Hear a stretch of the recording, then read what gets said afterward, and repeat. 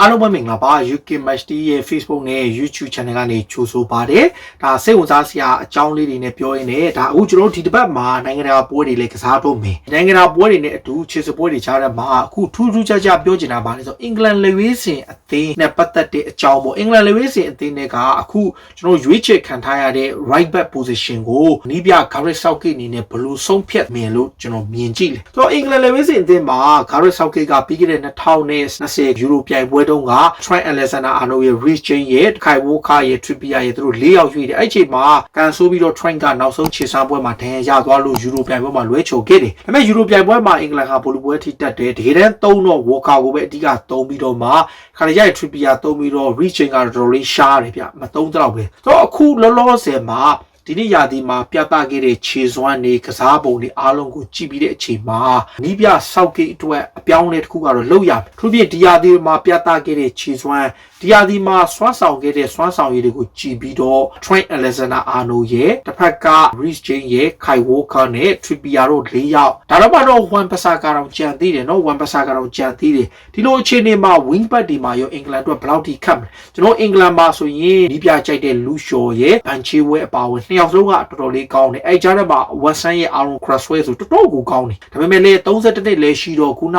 ကစားသမားတွေကိုကြိုပြီးနေရာရဖို့ကတော့ခက်တယ်ဆိုတော့ကျွန်တော်အဓိက topic က Trent Alexander-Arnold နဲ့ Reece James နဲ့ကြား Kyle Walker ရဲ့ Trippier ရဲ့ဒီ၄ယောက်ကြားထဲမှာ Southgate အနေနဲ့ solid choice ၃ယောက်တော့သူရွေးဖို့လိုတယ်ဆိုတော့တယောက်နဲ့တယောက်အားသာချက်တွေပါရှိမလဲ Gareth Southgate ရဲ့ number 1 first choice right back က Kyle Walker ပဲဖြစ်တယ် Kyle Walker ကလင်းမြန်နေမာကျိုးတယ်အခုချိန်ဒီစိတ်ပိုင်းဆိုင်ရာရုပ်ပိုင်းဆိုင်ရာလုံးဝကိုမာကျိုးစေဖြစ်တယ်အနိုင်လိုချင်စိတ်မမထန်ထန်ကစားတဲ့ပိုင်းမှာတော်တော်လေးကိုအားနဲ့မှန်နဲ့ကစားတဲ့အချက်ဒီချက်ကဒါကြောင့်ဖတ်ကွာဒီလာကသူ့ကိုဆက်ပြီးသုံးနေသလိုအင်္ဂလန်လေဝေးစင်အသင်းမှာလည်းနီးပြကြိုက်တဲ့ကစားမအထူးဖြင့် Gareth Southgate ရဲ့ first choice ကစားမတွေကတယောက်ပဲဆိုတော့ Kyle Walker ဟာတကယ်ရောနံပါတ်1နေရာကိုထိုက်တန်ပြီလားကျွန်တော်ဒီနေ့ရာသီမှာကြည့်လိုက် Manchester City ရဲ့ attacking line တွေအားလုံးကိုကြည့်ရင်ဘယ်ညာတောင်မှနှစ်ဖက်မှာ Walker ထက် Cancelo ကိုသူပိုအားကိုးလာတယ် Walker ဟာ Cancelo ပိုင်းအတွက်အရန် reliable ဖြစ်တယ်တိုက်စစ်တိုက်သွားရင်တော့မှသူတယောက်တည်းသူ့ Cancelo မှာထားရင်တော့မှသူဟ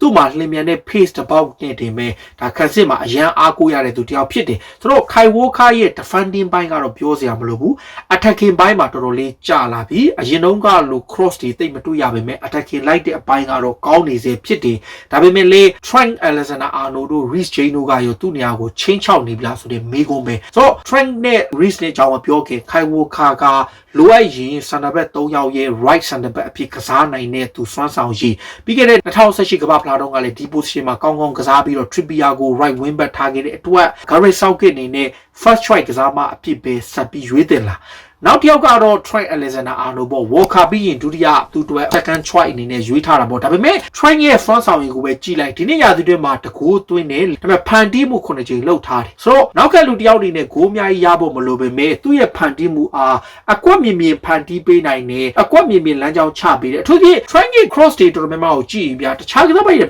Walker တို့ရဲ့ cross တွေဟာတောက်ကဘောနာလောက်ထိရောက်မှပို့လိုက်တဲ့ whipping cross တွေများပေမဲ့ Trent ရဲ့ cross တွေဟာ penalty area စီထောက်နာလောက်ကနေစပြီးပို့တဲ့ cross တွေများKyle Walker ကဟိုးတုံးတွေကဒါနီးပြကြိုက်တဲ့စိတ်ချရတဲ့ကစားမဖြစ်တော့ Gareth Southgate ရဲ့အခုချိန်ဒီလဲ first choice ဖြစ်တယ်ဒါပေမဲ့အခုကြည့်တဲ့အခါမှာ Trent ဆိုရင်တော်တော်ကိုကောင်းတယ်ကစားခဲ့တဲ့စွမ်းဆောင်ရည်ပိုင်းမှာရောဘာမှကိုပြောစရာမရှိဘူး Trent ကခံစီမှုတယောက်အနေနဲ့အကွက်မြင်မြင်ဖြန်တီးပေးနိုင်တဲ့ vision ကဒါ Kevin De Bruyne တို့လို vision မျိုးဗျာဟိုးတုံးကဆိုရင် Cesc Fabregas တို့လို vision မျိုး Javi Hernandez တို့လို vision မျိုးဒီလို vision မျိုးဗျာနောက်တိုက်စစ်တဲမှာဆိုရင် Leo Messi တို့လိုကစားမတွေရဲ့ vision မျိုးအရန်ရှိတယ်ဆိုတော့ Trent ကအရန်ကိုတိုးတက်ခြေစွမ်းကောင်းနေတယ်တကိုးသွင်းပြီး9ဂိုးဖန်တီးပေးထားဆိုတဲ့စစ်သူစပြီးတော့ဒါ Premier League ကိုစပြီးတော့တောက်လျှောက်ကစားခွင့်ရတဲ့အချိန်မှာသူသွင်းဂိုး40ကျော်ကိုပါဝင်ပတ်သက်ထားတယ်9ဂိုးသွင်းပြီးတော့ဖန်တီးမှုအားဖြင့်35ချိန်ကျော်လှုပ်ထားတယ်အဲ့ချက်ကဒါ Trent အတွက်အရန်ကောင်းတဲ့မှတ်တမ်းဖြစ်တယ်ဒီချက်ကလည်းဒါအသက်အရွယ်ငယ်ငယ်လေးနဲ့ကမ္ဘာအကောင်းဆုံး right back တွေထဲမှာတယောက်ဖြစ်ရှိတယ်ဆိုတော့ဒါ Trent ဘောကိုအများအပြားအင်္ဂလိပ်မီဒီယာတွေမှာရောတော်တော်များများဝေဖန်ကြတာက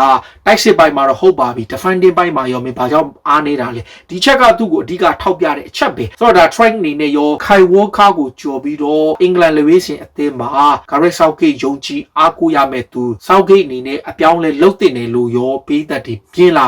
နောက်ဆုံးတယောက်ကတော့ Rich James ပေါ့ဒါ Rich James ကတိုးတက်လာတာကတော်တော်ကိုအမခံပဲပြီးခဲ့တဲ့ရာသီတွေကစပြီးတော့လူသိလာတယ်ပူကောင်းလာတယ်တရားသီနဲ့တရားသီ improvement ဖြစ်လာတယ်ဒီရာသီမှာ Rich James ကကျွန်တော်တို့ဘာတွေ့ရလဲသူ့ရှိကနေရုပ်ပိုင်းဆိုင်ရာအတာပကစိတ်ပိုင်းဆိုင်ရာတချို့အပိုင်းလေးတွေမှာ Rich James ဟာ defending ကောင်းတယ်မမထန်တဲ့ကစားနိုင်တယ်အထူးသဖြင့်သူ့ရဲ့အားသာချက်က 1v1 situation တွေကိုရင်ဆိုင်တဲ့အခါမှာကောင်းကောင်းလုပ်ပြနိုင်တဲ့အချက်ဒီချက်က Rich James ရဲ့အားသာချက်တစ်ခုဖြစ်တယ်နောက်တစ်ခုက Rich James ရဲ့အားသာချက်ကဒီလူငယ်ကစားမတစ်ယောက်အနေနဲ့မကြောက်ဘူးဗျာ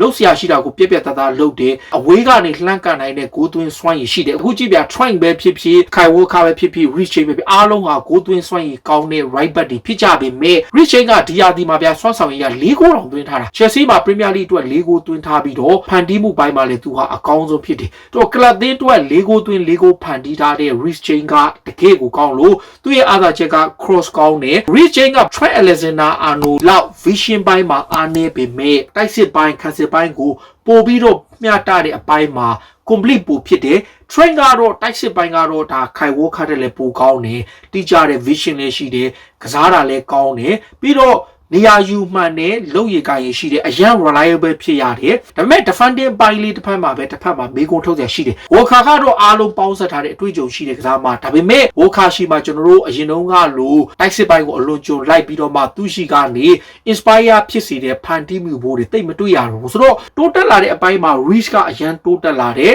ဒါပေမဲ့ Trent ကလည်းသူ့ရဲ့ level တစ်ခုကိုသူဆက်ထားနေတဲ့အချိန်မှာခိုင်ဝိုခါကတော့အကောင်းဆုံးပုံစံကိုမရောက်ရင်တော့မကြသွားအောင်လို့ဆက်ထိန်ထားတယ်ဆိုတော့လက်ရှိနေထားရနီးပြအတွက်ဒါစောက်ကိတို့အရန်ကိုခံမှန်းရကဒီနေရာဟာစောက်ကိရဲ့အခက်ခဲဆုံးနဲ့ဒီချေအခက်ဆုံးဒါပေမဲ့ Kieran Trippier ကနီးပြကြိုက်တဲ့ကစားမှာနီးပြချစ်တဲ့ကစားမှာဖြစ်တဲ့အတွက်ကြောင့် Trippier ကိုလူရှော်တို့ချီဝါတို့ရှိသည့်တိုင်အောင်ဘယ်တော်မှသုံးတာကိုကြည့်ရင်ဒီကစားမတွေကိုလည်းပြစ်ပယ်လို့မရဘူးဒါပေမဲ့ကျွန်တော်ကိုယ်တိုင်စဉ်းစားကြည့်တာပေါ့ Rich James ကနေရာရလာဖို့အတွက် Trent နဲ့အပြန်ရမယ်လို့ထင်တယ်ဒါပေမဲ့လေခိုင်ဝိုခါကနီးပြရဲ့ first choice ကစားမဖြစ်တောက်လျှောက်ရက်တီလာတဲ့အချက်2018တုန်းကလည်းသူကတော်တော်လေးကောင်းခဲ့လို့2020မှာလည်းသူကအားထားရတဲ့ကစားမတစ်ယောက်ဖြစ်တယ်ဆိုတော့ဒါပြည်သက်တီကိုကျွန်တော်မေးချင်တာကအင်္ဂလန်လေဝေးစင်အသင်းကြီးရဲ့အနာဂတ်မှာ right back position အတွက်ဘယ်သူဟာ first strike ဖြစ်မယ်ဒီကြားထဲမှာတော့ကျွန်တော်မန်ရှိမလုပ်တဲ့ Wan Bissaka တို့လိုကစားမတွေပါသေးတယ်ဒါပေမဲ့ Wan Bissaka ကကန်ဆိုးတော့တာကသူ့အထက်မှာရှိတဲ့ right back 3ယောက်ဟာ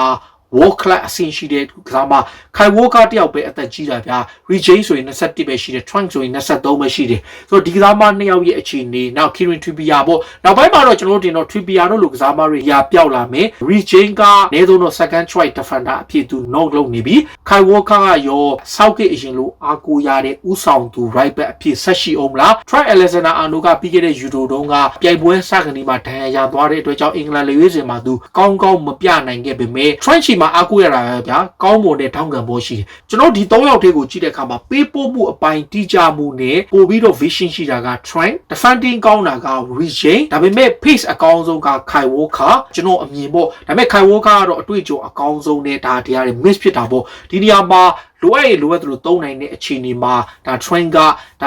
တော့ဒီနေရာမှာအားနည်းချက်က right wing back ကစားမလား right back ကစားမလားဒါပေမဲ့ဒီနှမျိုးပဲရတယ် Rich James က 3 man defense ရဲ့ဒါ center back right back အပြည့်ရော Kyle Walker လည်းကစားနိုင်ဒီချက်ကတော့နည်းနည်းလေးအားတာတဲ့ချက်ပေါ့ဒါပြည်သက်တွေနေနဲ့ကိုတိုင်းရွေးချယ်ခွင့်ရမယ် Gareth Southgate ရဲ့ first choice right back အဖြစ်ရွေးမယ်ဆိုရင် Rich James ကိုရွေးမလား Trent Alexander-Arnold ကိုရွေးမလားတစ်ဖက်က Kyle Walker ကိုရွေးမလားဒါမှမဟုတ်ဘူးဒါဒီ Trippier ကိုပဲရွေးမလားဒါကိုယ့်ရဲ့အမြင်လေးတွေကိုကိုယ်မှမဝယ်ရမှတ်ချက်ပေးကြပါအားလုံးကိုကျေးဇူးတင်ပါတယ်အရေးတော်ပုံအောင်ရမည်